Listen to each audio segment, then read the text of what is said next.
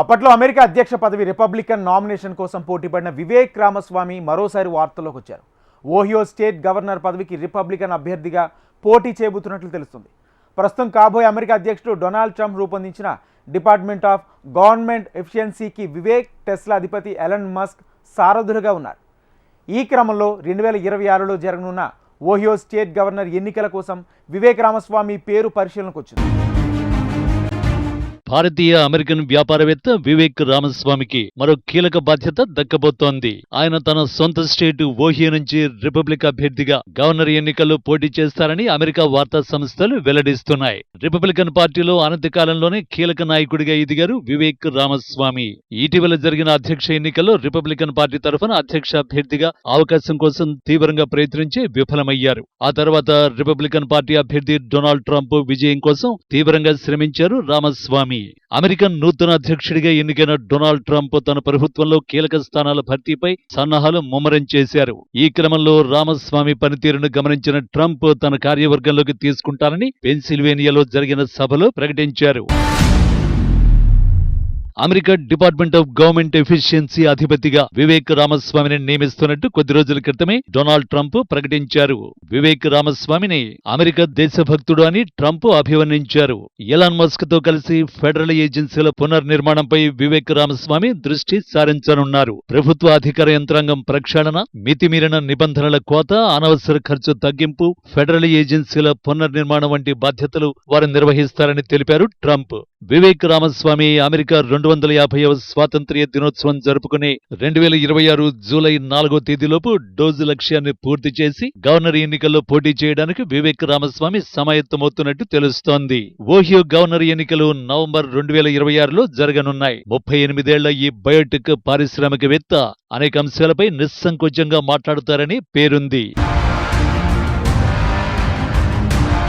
కేరళ నుంచి అమెరికా వెళ్లిన దంపతులకు 1985 ఆగస్టు 9న జన్మించారు వివేక్ రామస్వామి.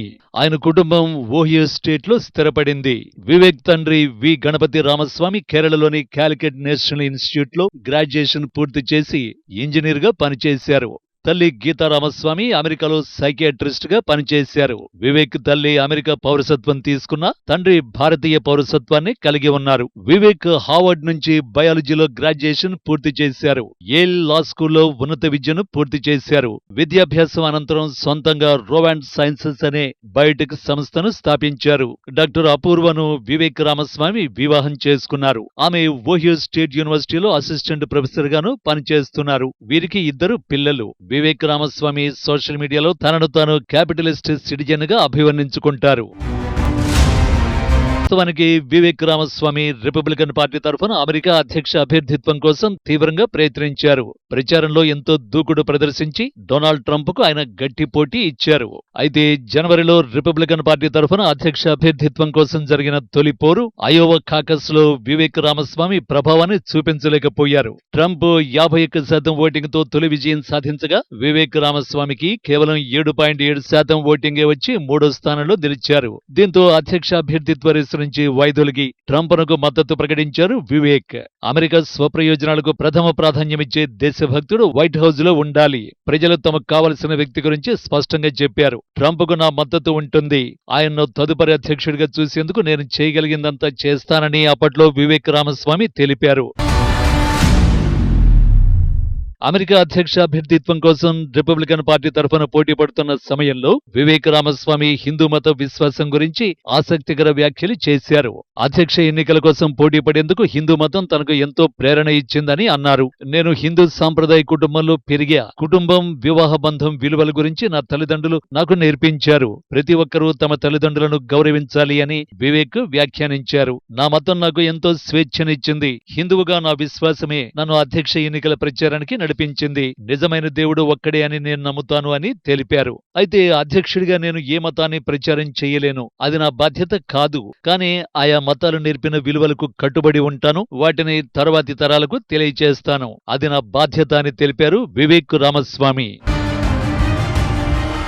అమెరికా అధ్యక్ష పదవి రేసులోకి వచ్చిన సమయంలో వివేక్ రామస్వామి పేరు ఎవరికీ పెద్దగా తెలియదు. ఆ తర్వాత ఆయన వార్తల్లో ప్రముఖంగా నిలుస్తూ వచ్చారు. ఇమిగ్రేషన్, అమెరికాకే తొలి ప్రాధాన్యం వంటి అంశాలపై తన అభిప్రాయాలను బలంగా వినిపించి అందరి దృష్టిని ఆకర్షించారు. మొదట్నుంచి ట్రంప్ విధానాలకే మద్దతు ఇస్తున్న ఆయన ప్రచారంలో కూడా మాజీ అధ్యక్షుడి శైలిని అనుకరించారు. తాను అధికారంలోకి వస్తే H-1B వీసా పద్ధతిని రద్దు చేస్తానని అధ్యక్ష బరిలో ఉన్నప్పుడు వివేక్ రామస్వామి అన్నారు. H-1B వీసాలు లాటరీ పద్ధతిలో కాకుండా మెరిట్ ద్వారా ఇచ్చే పద్ధతి తీసుకొస్తానని చెప్పారు. కుటుంబ సభ్యులుగా అమెరికా వస్తున్న వలసవాదులందరూ ఈ దేశానికి నైపుణ్యం అందించడానికి వచ్చే తెలివైన వ్యక్తులు కాదని వివేక్ అభిప్రాయపడ్డారు. ఈ ప్రైమరీ తొలి పోరుకు ముందు వివేక్ రామస్వామిపై ట్రంప్ బాహాటంగా విమర్శలు చేసిన సందర్భాలు ఉన్నాయి. ఆయన నిరాశ చెందకుండా ఎన్నికల్లో ఆయన విజయం కోసం కృషి చేశారు.